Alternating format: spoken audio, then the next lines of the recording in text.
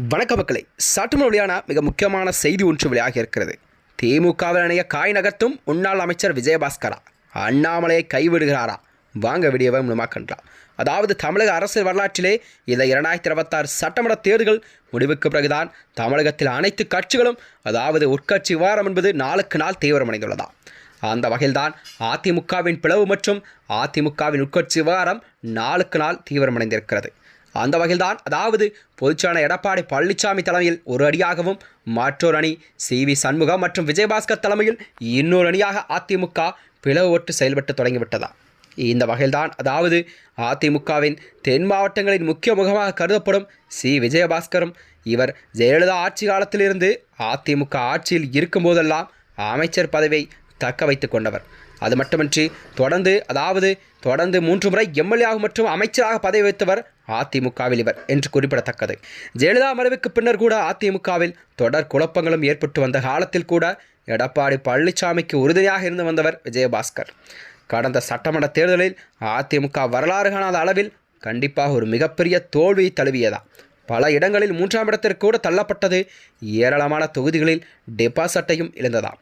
அதிமுக மத்தியில் கடும் அதிர்ச்சியை ஏற்படுத்திய இந்த நிலையில் தேர்தலுக்கு பின்னர் அதாவது சி.வி. சண்முகம் மற்றும் வேலுமணி ஆகியோர் ஒருங்கிணைப்பில் விஜயபாஸ்கர் எடப்பாடி பழனிசாமிக்கு எதிராக போர்க்கொடியை கூட தூக்கியிருந்தார். இந்த வகையில்தான் எடப்பாடி அணியை விட இவர்கள் அணியில் அதிக சட்டமன்ற உறுப்பினர்கள் இருந்தனர் என்பது குறிப்பிடத்தக்கது. ஆட்சியுள்ள தாவைக்காவை ஆதரித்து கண்டிப்பாக அந்த இடத்தில் இவர்களுக்கு அமைச்சர் பதவியை வாங்கிவிடலாம் என்ற எண்ணமெல்லாம் சி.வி. சண்முகம் மற்றும் எஸ்.பி. வேலுமணி தலைமையில் அவர்கள் எண்ணத்தில் ஓடிக்கொண்டிருந்தது. ஆனால் அமைச்சரவையில் அவர்களுக்கு இடம் அளிப்பவில்லை என்ற கண்டிப்பாக செய்திகள் வெளியிட்ட நிலையில்தான் அவர்கள் எந்த கட்சிகள் சேர்வது என்பது ஒரு குறிப்பிட்ட குழப்பங்கள் எல்லாம் நீடித்து கொண்டிருக்கிறதா. இந்த வகையில்தான் அதாவது அப்போது இந்த அணியில் இருந்த பலரது மாவட்ட செயலாளர் மற்றும் எதிராக இருந்தவர்களின் பதவிகள் அனைத்தையும் எடப்பாடி பழனிசாமி கட்சியிலிருந்து நீக்கிவிட்டாராம்.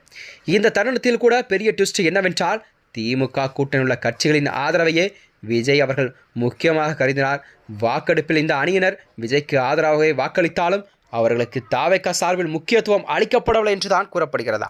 இதில் மிகவும் முக்கியமான அதிமுக பிளவுபடுத்திய வேலுமணியை எடப்பாடி பழனிசாமியுடன் மன்னிப்பு கடிதம் கொடுத்து மீண்டும் கட்சியில் தன்னை இணைத்து கொண்டார். இந்த சம்பவத்தை தொடர்ந்து சி.வி. சண்முகம் மற்றும் விஜயபாஸ்கர் ஆகியோர் தனித்து செயல்பட்டு வந்தனர். விஜயபாஸ்கர் எடப்பாடி பழனிசாமியை சந்தித்து வருத்தம் தெரிவித்து இருந்தாலும் அவரிடமிருந்து பறிக்கப்பட்ட அந்த மாவட்ட செயலாளர் பதவி மீண்டும் வழங்கப்படவில்லை என்றுதான் கூறப்படுகிறதா. அதன் பின்னர் கட்சி செயல்பாடுகளிலிருந்து முற்றிலும் தன்னை தனிமைப்படுத்திக் கொண்ட விஜயபாஸ்கர் அவர்கள் அவர் எந்த கட்சியில் சேர இணைய உள்ளார் என்ற கேள்வியெல்லாம் மக்களிடம் மிகவாக எழுந்து கொண்டிருக்கிறது.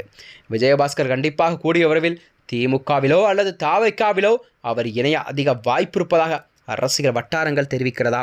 மேலும் இது போன்ற வீடியோக்களை தெரிந்து கொள்ள நமது சேனலை மறக்காமல் சப்ஸ்கிரைப் செய்து கொள்ளும். நன்றி, வணக்கம்.